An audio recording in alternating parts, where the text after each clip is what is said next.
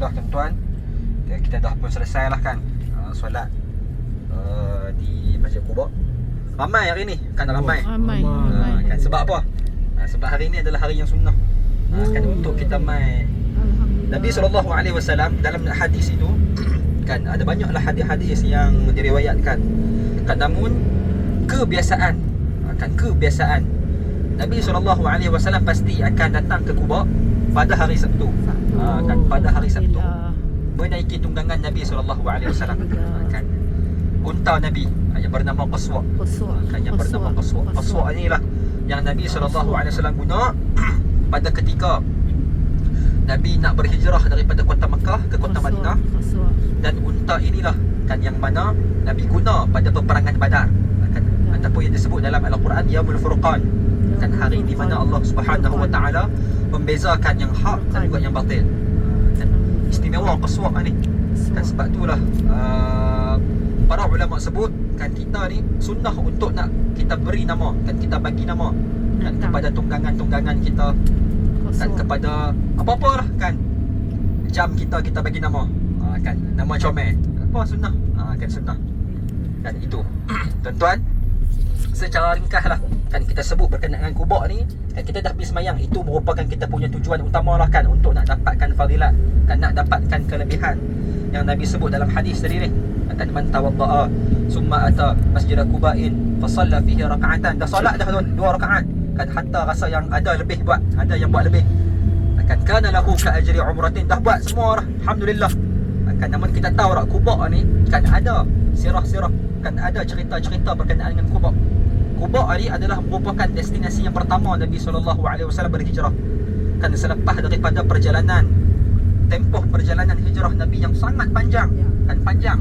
Kebiasaan kan daripada Mekah, orang-orang Mekah nak mari ke Madinah tak lama pun, kan lebih kurang 4-5 hari. Tapi dia sebut dalam riwayat Nabi mengambil masa hampir 2 minggu, kan hampir 2 minggu kan untuk nak sampai ke kota Madinah. Kan kerana apa? Banyaklah Nabi terpaksa guna jalan yang jauh, kan terpaksa lari daripada musyrikin Makkah, kan berselindung daripada mereka, kan sehingga menyebabkan perjalanan Nabi yang asalnya adalah pendek menjadi panjang.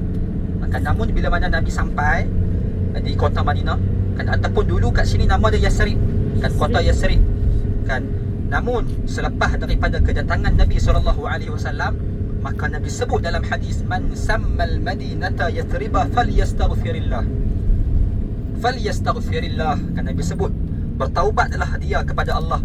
Kan barang siapa yang masih lagi memanggil kota Madinah dengan nama Yasrib, Nabi sebut bertaubatlah kepada Allah, istighfarlah kepada Allah, fa innaha tabatun. Nabi sebut 2 kali fa innaha tabatun, kan min wajhi taukid. Kan Nabi nak bagi kepastian, nak bagi tahu betul bahawa ini adalah kota yang baik. Kan namun di sini dulu nama Yasrib, besarlah Yasrib ni. Bila mana Nabi sampai ke kota Madinah, Nabi masuk melalui kawasan Saniyatul Wada', kan dia Qal'ah Quba. Sekarang ni kalau kata kita pergi sekarang, nama tempat tersebut adalah Qal'ah Quba.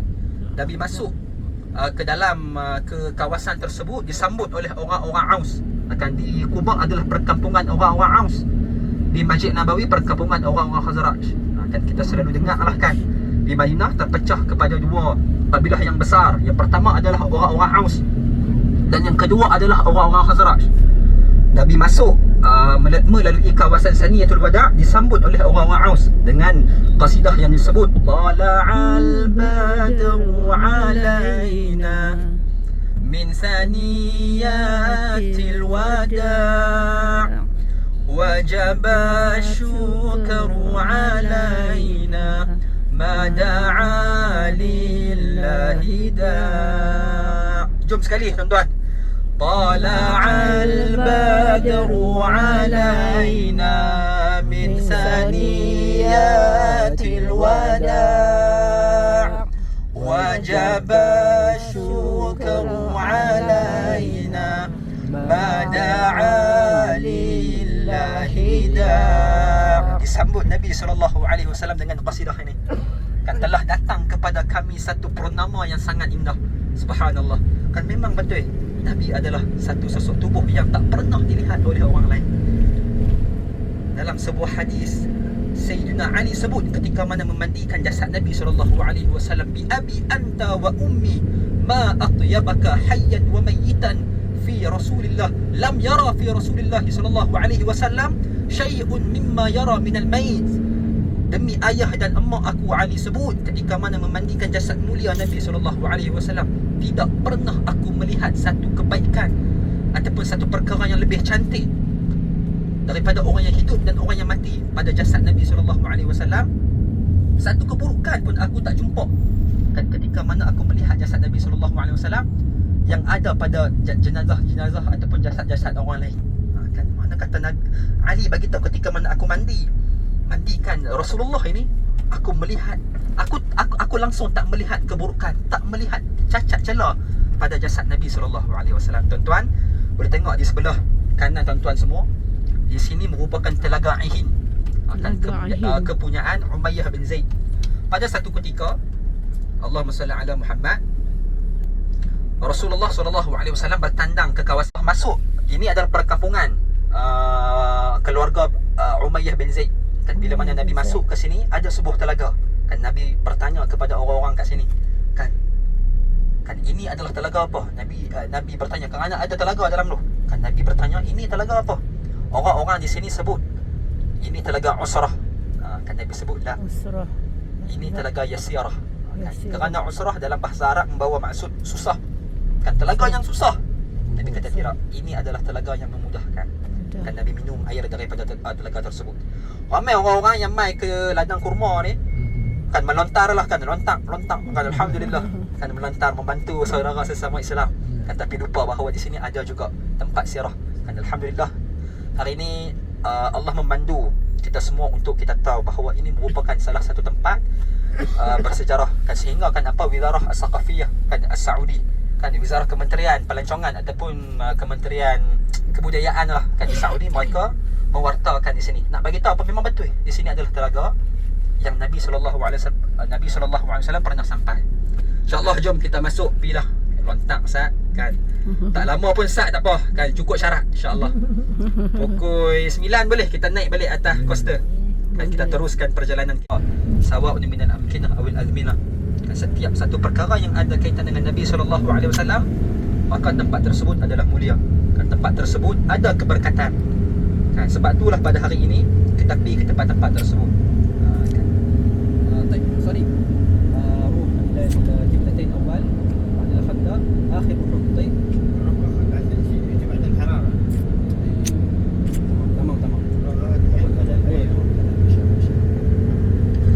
Okey, baik.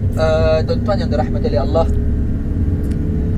nampak ke tak tahu kan, di sebelah sana nampak tak, di sebelah ladang kurma tu kan, di sebelah sana lah kan, tak ada bah pula. Kalau ada bah, ada lah petunjuk kan. Di situ adalah merupakan Telaga Gharas.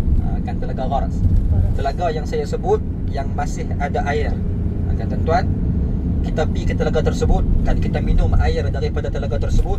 Subhanallah, kan sangat-sangat sedap. Kan sangat-sangat sedap. Sebab itulah banyaklah kita membaca dalam kitab-kitab sirah kan bahawa ketika Nabi SAW masih lagi hidup, kan masih lagi dikurniakan Allah Subhanahu Wa Taala kekuatan untuk nak menyebarkan dakwah, kan Nabi SAW sering kali pergi ke tempat tersebut, kan pergi ke Telaga Gharas untuk nak minum air daripada telaga tersebut. Kan sampailah pemilik telaga ini kan dah tengok Nabi suka. Kan Nabi suka.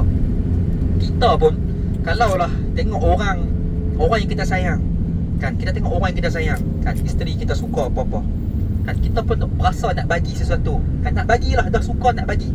Kan macam itulah perihal ataupun ahwal penduduk Madinah. Kan ketika mana melihat Nabi suka dengan air daripada telaga ini, kan maka dia bagi tahu, aku berikan kepada engkau, kan wahai Rasulullah, telaga ini. Kan betapa istimewa Telaga Gharas. Telaga Gharas ini dalam satu hadis Nabi SAW sebut, "Idza ana mittun faghsiluni," sekiranya aku mati, kan maka mandikanlah aku, bisab'i qirabin, dengan 7 daripada telaga, min bi'rin gharas, daripada airnya Telaga Gharas. Nabi sebut, kan Nabi sebut ketika itu kan Rasulullah berjalan dengan Ali. Kan berjalan dengan Ali. Dah pergi minum apa air daripada Telaga Gharas. Kan air lah kan, subhanallah. Kan minta maaf kan, saya cuba untuk nak kawalkan air. Tapi fahamlah kan. Kan untuk nak meminum air daripada Telaga Gharas kan. Kemudiannya Rasulullah sebut kepada Ali.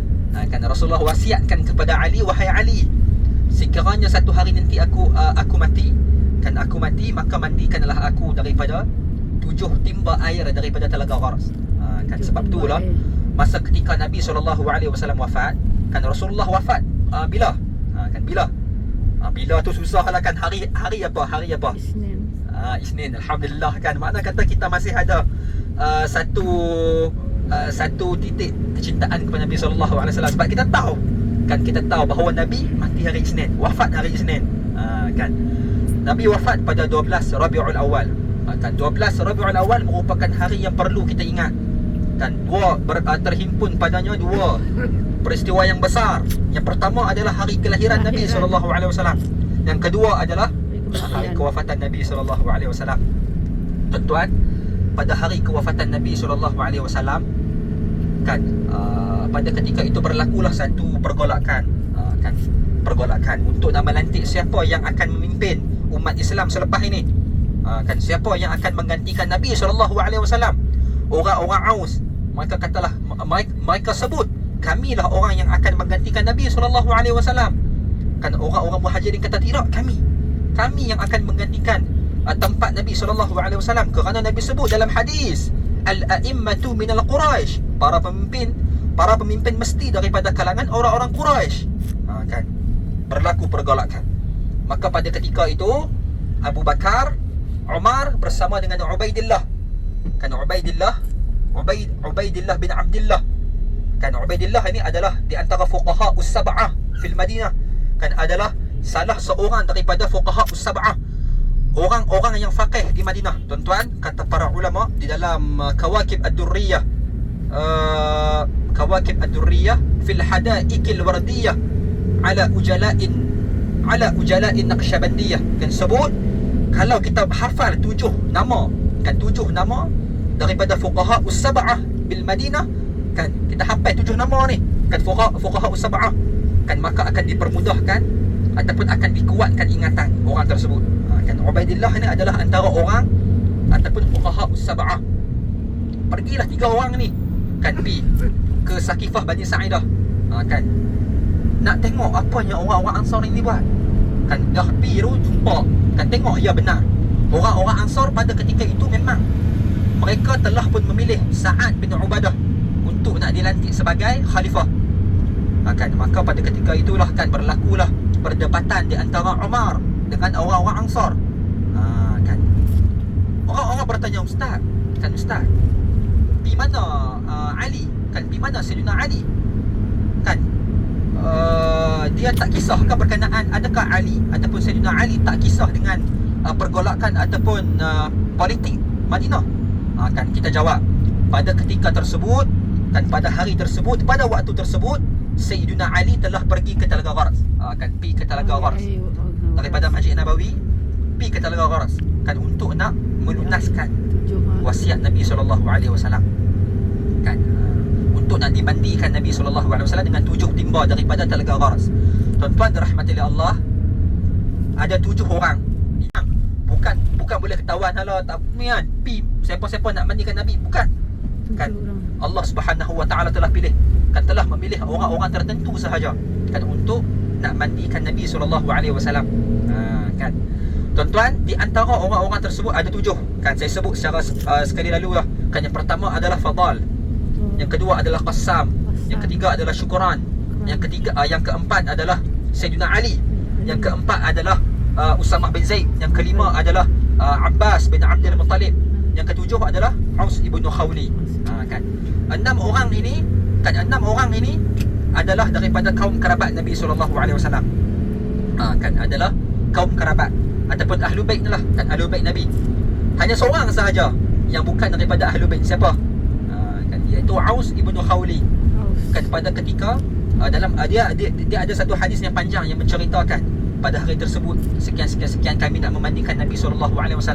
ada seorang daripada orang-orang Aus yang kata, kami pun ada hak kan untuk nak memandikan Nabi SAW. Kan maka mereka wakilkan Aus bin Khawli kan untuk nak mandikan Nabi SAW. Kan maka dimandikanlah Nabi SAW.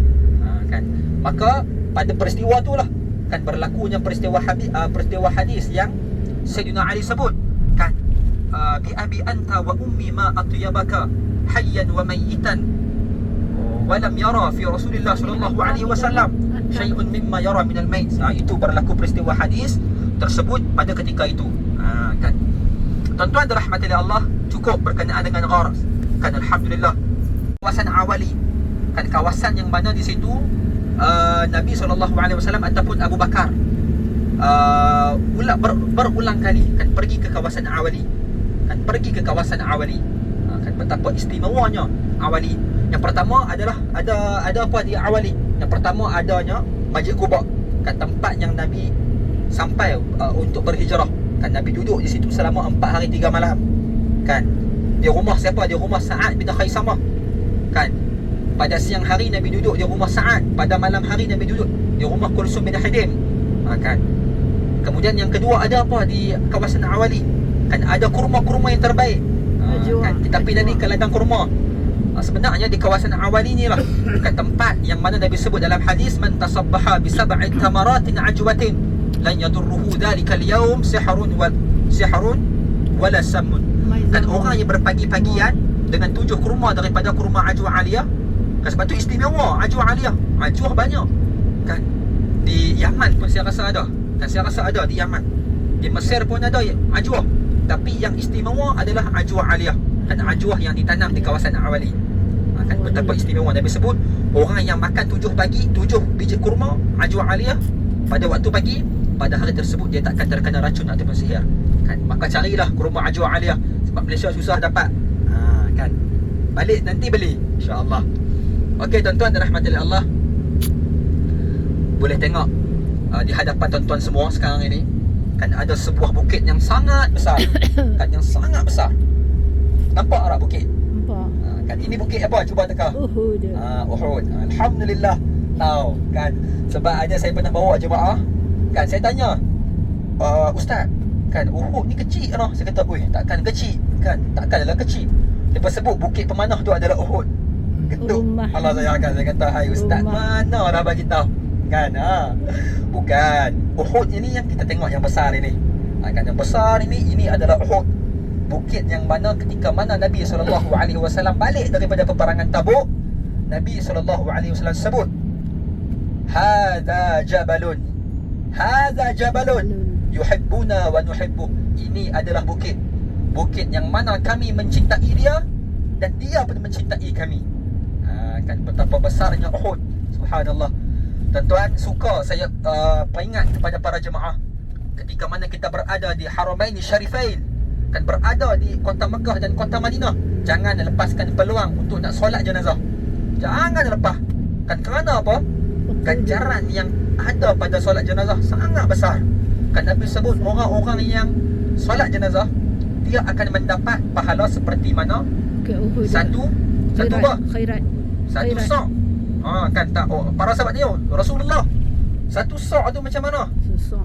Kan Rasulullah sebut sebesar bukit Uhud. Kan subhanallah. Kan kita solat jenazah 4 kali takbir sahaja. Kan 4 kali takbir sahaja. Tak payah nak rokok, tak payah nak sujud. Kan tapi Allah Subhanahu wa taala mengganjarkan kepada orang-orang yang solat jenazah dengan satu ganjaran sebesar bukit Uhud. Betapa istimewanya umat Nabi SAW. Rabbuna akramna bithawabil kabir lil hamalil qalil. Tuhan sangat memuliakan umat Nabi SAW ini dengan sebesar-besar ganjaran, namun dengan sekecil-kecil amalan. Benar tak? Benar. Kan benar tak? Benar. Subhanallah. Kerana dengan sebab apa? Dengan Nabi SAW. Kan kita dapat semua kelebihan-kelebihan ini adalah kerana apa? Kerana dengan sebab Nabi SAW. Tuan-tuan dirahmati oleh Allah, jangan lepaskan. Kan jangan lepaskan peluang. Kan lagi beberapa hari kita akan berada di kota yang terbaik ini. Kan di kota yang mana Nabi SAW sangat cintakan kota ini. Kan maka habiskanlah sisa waktu tuan-tuan dan puan-puan semua dengan semaksimal mungkin kan. Kita berada di sini bukan nak bercuti kan. Kadang-kadang ada orang yang tersalah niat kan. Al-Ula kan, tempat yang viral sekarang kan, boleh bawa pergi Al-Ula tak? Melontar Kan Al-Ula ni tempat yang Nabi kalau lalu Nabi akan percepatkan perjalanan Nabi SAW. Tapi ada orang kita yang daripada jauh 9 jam pada Malaysia kan. 9 jam letih kan. Saya yang muda pun letih, jenuh kan, bangun duduk pi tanah kan. Sampai ke sini bukannya fikir awak nak pergi ke Al-Ula. Saya boleh bawa kan, boleh bawa, tapi kenapa kan hari pertama sampai dah kontak ustaz boleh bawa tak? Kan. Jangan salah niat tuan-tuan dan puan-puan semua. Kerana apa? Allah pilih kita mai ke sini kan, datang ke sini, Allah jemput. Kata para ulama, kata Allahumma salli ala Muhammad, Habib Zain As-Sumit kan, seorang ulama yang lama lah di Madinah yang disebut. Orang-orang yang bertanah ke kota Madinah ni tak lain tak bukan kerana apa? Kerana dijemput oleh Nabi SAW. Subhanallah. Dalam sebuah hadis Nabi sebut, "Ma min ahadin yusallimu ilayya illa raddallahu alayya hatta arida as-salam." Tidaklah seseorang yang memberi salam kepada aku, Nabi sebut, sehingga kan Allah Subhanahu wa taala mengembalikan roh kepada aku dan aku menjawab salam tersebut. Ini bukti apa? Bukti Nabi SAW masih lagi hidup. Hanya saja jasad Nabi SAW yang Allah matikan. Kan sebab itulah Nabi dengar kita buat apa kat sini. Kan kita pi ke Quba kerana apa? Kerana cinta dengan Nabi. Nabi tahu. Kan kita pi duduk di hadapan kubur hijau bagi salam. Itu merupakan sunnah tuan-tuan, sunnah para ulama. Masuk ke dalam masjid, jejak saja kawasan Masjid Nabawi, jangan lupa bagi salam pada Nabi. Kan jangan lupa. Kan berasa Nabi, kan berasa hati Nabi kalau kata kita lupa bagi salam. Kan kadang-kadang saya pun lupa. Tapi kalau teringat, cepat-cepat bagi salam. Kan sebab Nabi sebut, tidak ada seseorang yang memberi salam kepada aku melainkan Allah Subhanahu wa taala kembalikan roh aku sehinggalah aku menjawab salamnya. Subhanallah. Dalam sebuah hadis lagi Nabi sebut, kita membaca, saya alhamdulillah dah habis buat haji tahun bulan 6 hari tu, alhamdulillah. Kan kita ketika mana nak pergi haji kat sini tak ada kursus haji, kena buka kitab baca sendiri kan. Kita membaca kitab Idah kan, Idah Al-Idah karangan Al-Imam An-Nawawi sebut dalam hadis, kita jumpa dalam hadis ada sebut man zarani, kan Nabi sebut man zarani wajabat syafaati. Kan dalam satu fasal yang Nabi Imam Nawawi sebut, kalau dah habis buat haji kan tak dapat kita, orang tersebut kena datang ziarah Madinah. Kalau tak ziarah, haji dia tak lengkap. Imam Nawawi sebut kan, perasan tak semua tabung haji ke apa semua akan mai ke Madinah. Apa cara sebelum haji, selepas haji dia pun akan mai ke Madinah. Kerana apa? Kerana Imam Nawawi sebut, Imam Nawawi adalah merupakan sahibul adalah merupakan pendapat yang muktamad. Imam Nawawi sebut apa-apa itu adalah pendapat kaul yang muktamad dalam mazhab. Kan Nabi sebut, barang siapa yang ziarah aku, nescaya wajib ke atasnya syafaat aku. Maka perbanyakkanlah ziarah Nabi, perbanyakkan memberi salam kepada Nabi. InsyaAllah kita akan turun, kita akan mendengar sedikit sebanyak berkenaan dengan sejarah di Uhud, insyaAllah.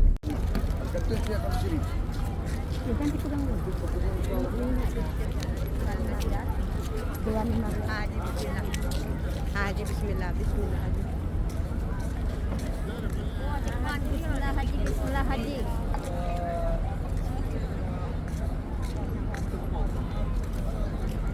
Ada sikit dekat mata bagi ada macam. Tak kira. Salah dia.